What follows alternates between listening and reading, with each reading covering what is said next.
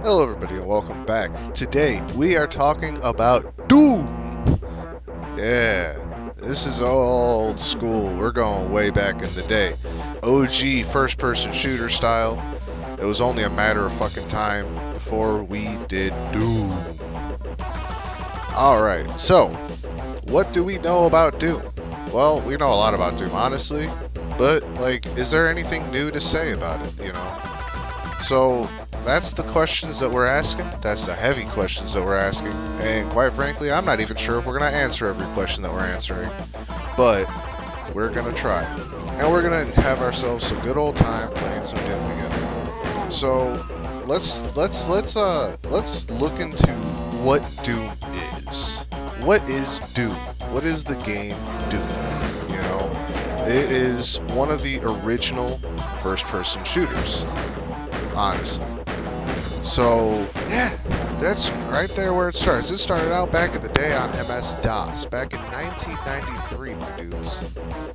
You know, I think it, well, I don't know if it's the original shooter, but I believe it is one of the original shooters, but this is the most important shoot, hands down. Sorry, Wolfenstein, you're great, but I think Doom had a much bigger impact overall on gaming as a whole. It was, and still is, a fantastic game. This game holds up by today's standards very well. The graphics look good by today's standards. You know, like, it's just a good looking game. Hands down, full stop, Doom is great. The soundtrack is amazing, classic. It's heavy, you know. This is like what associated heavy metal and guns, I guess. Well, I guess that's been done for a while, but you know, this really focuses it, you know? Like, it really emphasizes a lot of stuff, and like, this is where, you know, the ultra badass, you know, video game protagonist, I believe, started. You know, I don't think there was an ultra badass video game protagonist before him, before Doom Guy. And Doom Guy is a fucking legend. This game has been re-released in 1.5 billion different ways. This thing was put on the Atari Jaguar, the Sega 32X, the Super Nintendo, the PlayStation, the 3DO, the Sega Saturn, the Game Boy Advance, the 360, iOS, Switch, PS4, Xbox One, Android. It's everywhere. It's hard to find a console you cannot play this game on. Like, honestly, this is really good. Really good stuff. So the footage is actually from the Xbox 360 variant of Doom. So yeah, I know, it's the 360 version. So, like, I do have a bone to pick here, right? Because I have Doom on the computer. I have the Ultimate Doom, actually, from Steam, which is fine. But the thing is that, like, sometimes when I'm recording videos, you know, behind the scenes here, but sometimes when I'm recording the gameplay footage for a video, I might have to Alt-Tab out for something to double-check that everything's recording effectively or whatever have you, you know? And honestly, when you Alt-Tab back in, the screen is tiny. It's my only complaint. But, you know, it's $5. So you can play Doom for $5. And honestly, that is a totally fair asking price for a game this legendary, really. And what does the Ultimate Doom come with it? Which we're obviously not going to, you know, fully explore or anything, but, like, you know, get the original 3 episodes, that's cool. And an all-new episode, Thy Flesh Consumed. Dope. See, like, that's the kind of shit that makes me love Doom. Thy Flesh Consumed. That sounds like a fucking black metal album. More than anything. Honestly. Like, that's cool as hell. The shit is great. So what's the premise of Doom? You're stuck, the demons are stuck in hell with you, and you're gonna rip and tear your way out. I know rip and tear is more of a modern Doom thing, but, like, let's be honest, it really is what you're doing. You've got a shotgun, a bad attitude, and a lot of demons in front of you. You're about to have a real bad day. Unless you suck at this game, then you might just have a real bad day. But, you know, hey, by the canon definition, Doom Guy doesn't suck at Doom. Doom Guy, by definition, is a fucking beast. And I believe the last boss was Satan, which is awesome. So, yeah, there's all kinds of cool shit going on here. All kinds of brutal-ass imagery that you would expect to see in, like, a heavy metal music video and shit. It's overall really, really good. Just collectively. The whole experience, front to back. It's what you get on the tin, you know. It's just the bee's knees, man. Doom is a very well put together experience, you know. And I guess you could argue that this is back when they actually made games and there was no day one patches and all that other fun stuff. And yeah, that's true. But like, man, let me tell you, I had a lot of good experiences as a kid playing Doom. I had a lot of good experiences. And I think a lot of people in my age group also can say the same thing.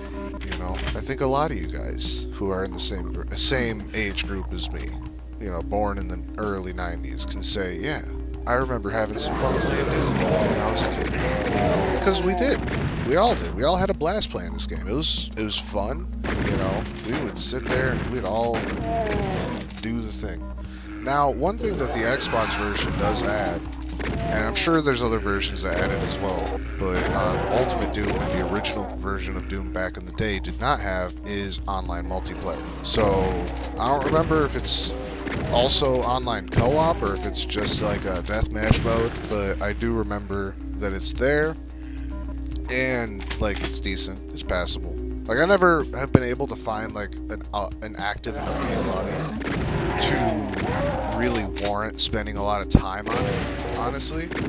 And like the one time I did play it, I was kind of lost as to like how to respawn when you died, and just like how to navigate the map, because it wasn't as, I don't think it was as well designed as, you know, obviously the solo maps. The single player maps are just like amazing. It was the first time that you could go up from a first floor to a second floor in a shooter game like this, and it was astonishing technology.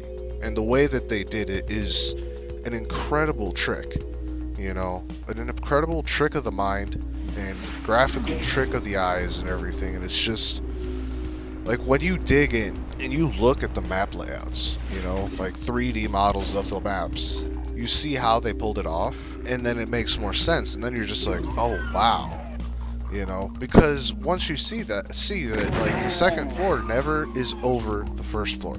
They couldn't do that. That was not something that they could feasibly do with the technology that they had access to at the time for video games. So basically the second floors are all like, you know, separate areas, and if you lay it all flat, it all makes one smooth even go. And it's so good. Like, I'm a nerd for this shit. I'm a big nerd for the overall just experience, the overall like tech behind it, you know, like dev tech that like comes in to make things happen in video games, you know, like in Duke Nukem 3D, you know, when we did a video on that, I don't know if like there was direct footage of it, but if there was, I don't know how many people might have noticed it, but there are mirrors in Duke Nukem 3D, and I don't know how many of you guys really pay attention to stuff like that, but if you look at a mirror in a video game, a lot of times it's just like a bland ass slab of steel looking thing that doesn't have any reflection to it.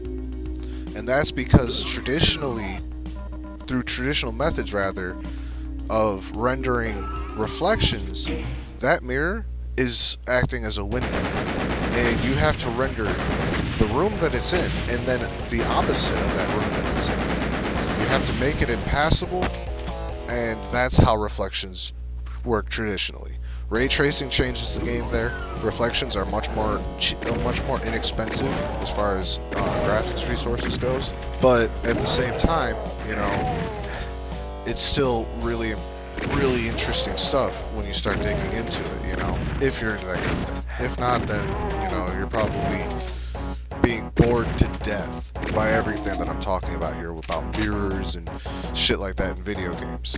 But it all boils back down to the fact that Doom had cutting edge gaming technology built into it from the factory. These are not, you know, these are not like that impressive by modern gaming standards, sure, because again, ray tracing is a thing. But man, oh man, was this shit really, really ahead of its time. Very far ahead of its time, and it really raised the bar in a lot of ways. And I think that's incredible. I really think that that's genuinely incredible. And the game's challenging, you know? Like, for the footage, I'm playing on Hurt Me Plenty, which is like your average-ass mode or whatever, you know? And, like, the first episode on Hurt Me Plenty, it ain't too bad. It ain't too tough, and it's not too hard to get through it without dying. Now, with that said, moving past episode 1, things get a little dicey and a little more challenging, for sure. And the difficulty starts to spike a bit more and more with each new episode you play. So, that's something that is definitely worth bearing in mind. Obviously, there's harder difficulties, obviously there's easier difficulties. But I don't play on that easier difficulty shit, because that's not what Doom's about.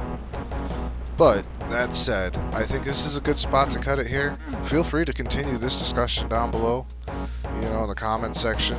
Feel free to leave any kind of comments. Likes, subscribe maybe, hit the grief, hit the grief, man, hit the grief. Grief the bell button, that's what I was trying to say, but I'm stupid.